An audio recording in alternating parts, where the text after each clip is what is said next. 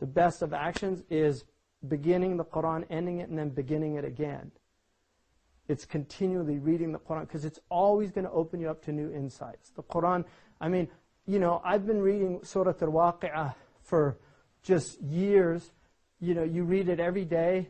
I still find stuff in there. And it's just like, whoa, I never thought of that, you know. So you can read something that has a lot of meaning again and again. But he says, lest you become unduly alarmed at the demands that are going to be made on you, let me hasten to say that an expert reader can do these 3 readings at the same time.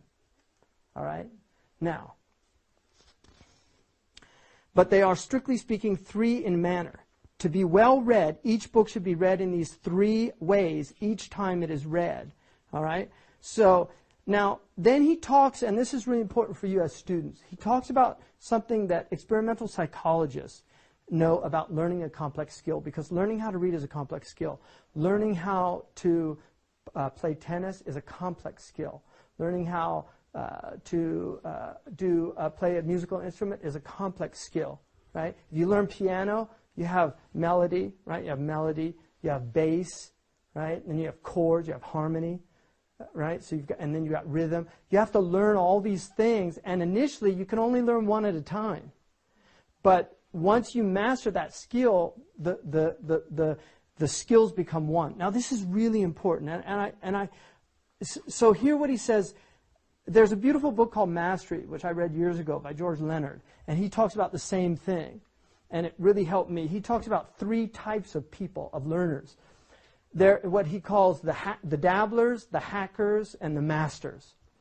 And the dabblers, he says, are people that they find out about something and they get really excited about it. So like they just discovered tennis, and so they go and they buy, if they're wealthy, they buy the best tennis racket. They get or you see these kind of guys on the bikes with all this, I mean, they think they're like, you know, who's the biker, famous guy? What's his name? Huh? Lance Armstrong. Yeah, you see them all over, these guys, you know, Lance Armstrong wannabes. You know, like they've got the shirt, even with the corporate sponsors, you know, and you know, he's out there with his pot belly just on the weekend, but he's like, it's, you know. So you have dabblers that get into something, they get really excited. Oh, you can't believe what I discovered, and oh, I'm taking lessons, and then a couple weeks into it, maybe a couple months, it's not happening.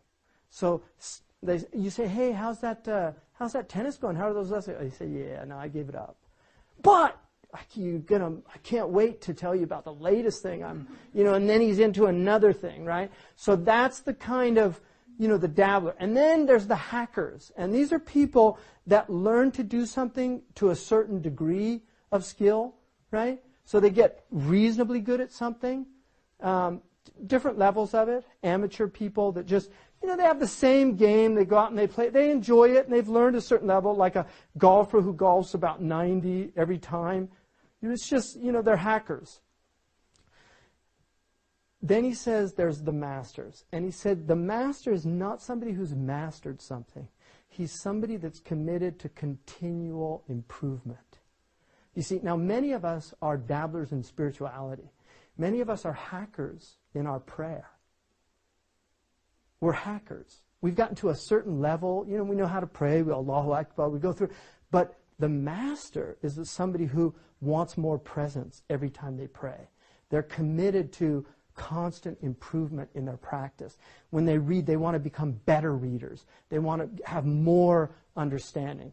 And this is the path of mastery. So he talks about the learning plateau. So what happens when you first begin to do something that you haven't done before? Initially, you're going to see improvement. Like when I learned to type, you get to a certain level and you get really, you increase pretty quick. But then you hit what's called a learning plateau. And then things just stop. And it becomes, it's difficult because you're just not improving. And so you feel like a lot of people will give up. The dabbler will give up at that point. The hacker will wait it through, and then they'll move to the next plateau. Now, what they discovered about learning plateaus is these are actually the periods when you're learning. This is even though it's the most difficult time, you're learning during this time. And that's where the jump comes from. Do you see? So, and exercise is like that. You know, you'll start exercising. Initially, you'll start seeing changes in your body, but then it stops. And then it's like a couple months and nothing and then something changes, right? It's the same thing. Everything's like that. These are the sunan in creation. And so, the rule that every bit of practice makes a little more perfect appears to break down in these learning plateaus. The learner gets off the plateau and starts to climb again. The curve which records his achievements again shows steady progress from day to day. Plateaus are not found in all learning curves, but only in those which record progress in gaining a complex skill.